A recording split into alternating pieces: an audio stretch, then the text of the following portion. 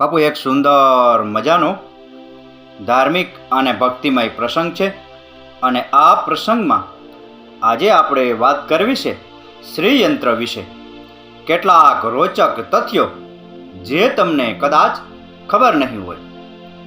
શ્રી યંત્ર અથવા શ્રી ચક્ર એક પવિત્ર ભૌમિતિક આકૃતિ છે જેનો ઉપયોગ ઋષિઓ અને તેમના અનુયાયીઓ દ્વારા બ્રહ્માંડના રહસ્યોને ઉજાગર કરવા માટે હજારો વર્ષોથી કરવામાં આવે છે. 9 ચક્રોથી બનેલા આ યંત્રમાં 4 શિવ ચક્રો અને 5 શક્તિ ચક્રો છે. આમ આ યંત્રમાં 43 ત્રિકોણ, 28 મહત્વપૂર્ણ બિંદુઓ અને 24 જોડાણો બને છે. 3 રેખાઓના છેદનને મર્મસ્થાન કહેવામાં આવે છે અને 2 રેખાઓના છેદનને જોડાણ કહેવામાં આવે છે. અદ્વૈત વેદાંતના સિદ્ધાંતો અનુસાર આ ભૌમિતિક પ્રણાલી સર્જન તમે શું ઈચ્છો છો અથવા વિનાશ તમે શું નથી ઈચ્છતા ના વિજ્ઞાનમાં નિપુણતા મેળવવાની ચાવી છે. આપણે એક જ લેખમાં શ્રી યંત્રનો મહિમા, શક્તિ કે મહત્વ વર્ણવી શકતા નથી. જો કે આપણે તેની વિશેષતાઓ પર ચોક્કસ પ્રકાશ પાડી શકીએ છીએ જેનાથી સનાતન ધર્મના અનુયાયીઓ પરિચિત નહીં હોય. શ્રીયંત્રની આધ્યાત્મિક ભૌમિતિક આકૃતિને જાણનારા અને સમજનારા લોકોની સંખ્યા મર્યાદિત છે. આ વ્યક્તિઓ કાં તો યોગી સાથે સંકળાયેલા છે અથવા શ્રી વિદ્યા તંત્ર શિક્ષણ સંસ્થા સાથે સંકળાયેલા છે. આ વ્યક્તિઓ દેવી જગદંબાની આદિ શક્તિની પૂજા કરે છે. અહીં અમે તમને શ્રીયંત્ર વિશે કેટલીક અદ્ભુત અને આશ્ચર્યજનક હકીકતોનો પરિચય કરાવવા જઈ રહ્યા છીએ. એક, શ્રીયંત્ર ફક્ત આ બ્રહ્માંડનું જ નહીં પણ માનવ શરીરનું પણ એક સૂક્ષ્મ બ્રહ્માંડ છે. શ્રીયંત્રનો દરેક પરીખ માનવ શરીરમાં એક ચક્રનું પ્રતિનિધિત્વ કરે છે અને સતત ફરતું અને વિસ્તરતું શ્રીયંત્ર બ્રહ્માંડનું પ્રતિનિધિત્વ કરે છે. 2, ટોનોસ્કોપ કે જેને વિવિધ ધ્વનિઓ માટે આકૃતિઓ સ્થાપિત કરવા માટેનું યંત્ર કહેવામાં આવે છે અને ઓમની ધ્વનિ શ્રીયંત્ર જેવી ભૌમિતિક આકૃતિ બનાવે છે. શું આ માત્ર એક સંયોગ છે? એવું લાગતું નથી. સાયમેટિક્સની દુનિયાના પ્રણેતા ડોક્ટર હંસ જેનીએ સૌપ્રથમ આધુનિક વિશ્વની પરસ્પર નિર્ભરતા સ્થાપિત કરી. સંતોએ ઉત્ક્રમ અભિયાંત્રિક એટલે કે રિવર્સ એન્જિનિયરિંગ દ્વારા ઓમની પવિત્ર ધ્વનિને ભૌમિતિક આકારોમાં પરિવર્તિત કરી.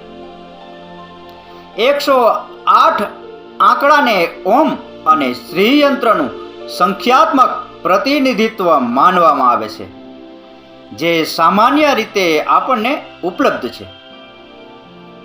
3, આ ચક્ર 5 નીચેની તરફના ત્રિકોણ અને 4 ઉપર તરફના ત્રિકોણના અધિરોપણ દ્વારા રચાય છે જે પુરુષ અને સ્ત્રીનું સંયોજન છે.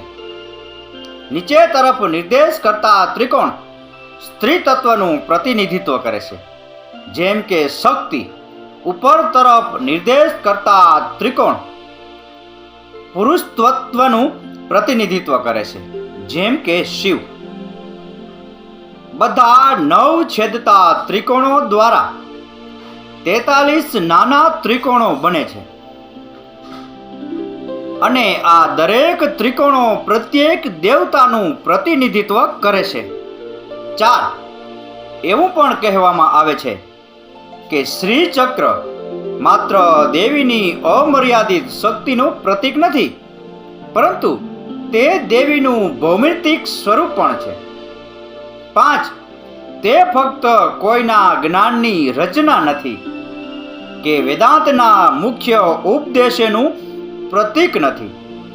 એવું માનવામાં આવે છે કે આ ભૌમિતિક સ્વરૂપ યોગીઓ ધ્યાન અને સમાધિ દ્વારા દરમિયાન અનુભવે છે. 6. શ્રીયંત્રની પૂજા 3 રીતે થાય છે. એક પૂજા 2D સ્વરૂપમાં એટલે કે 2 પરિમાણીય રીતે થાય છે, અને 2 પૂજા 3D સ્વરૂપમાં એટલે કે ત્રિપરિમાણીય રીતે થાય છે. 7. કોઈ પણ યોગી માટે શ્રીયંત્ર એક ધાર્મિક યાત્રા જેવું છે, જે મૂળથી શરૂ થાય છે અને કેન્દ્ર તરફ એક પછી એક પગલાં દ્વારા આગળ વધે છે અને પછી બ્રહ્માંડમાં ભળી જાય છે.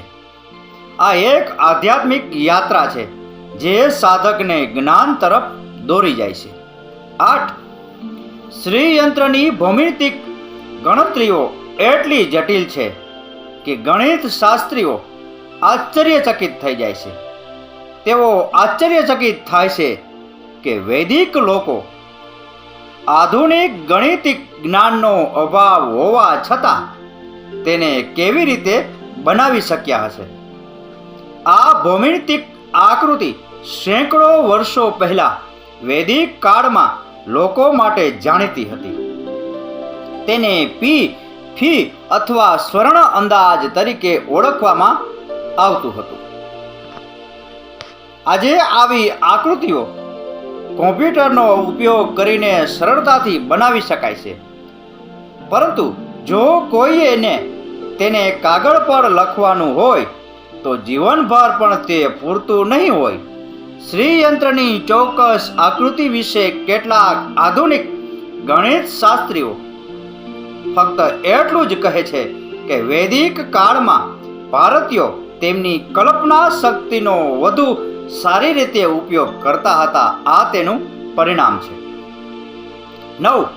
શ્રીયંત્ર અથવા શ્રીચક્ર સાધકોને વૈશ્વિક ચેતના સાથે જોડવાનો પ્રયાસ કરે છે.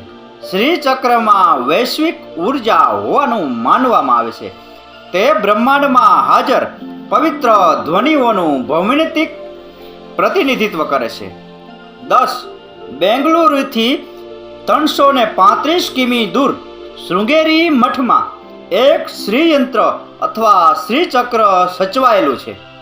આદિ શંકરાચાર્ય દ્વારા સ્થાપિત આ પહેલો મઠ છે.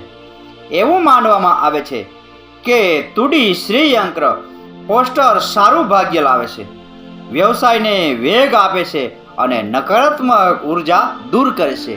નોંધ: ટીવી ચેનલો પર ચાલતી આવી જાહેરાતોથી સાવધાન રહો જે ચમત્કારિક શ્રીયંત્ર વેચવાનો દાવો કરે છે. તો બાપુ, આ હતો શ્રીયંત્ર વિશે કેટલાક રોચક તથ્યો વિશેનો પ્રસંગ. આ કથા, આ વાર્તા પૂરેપૂરી સાંભળી એ બદલ આપનો ખૂબ ખૂબ આભાર. આપનો દિવસ શુભ રહે. મહાદેવ હર.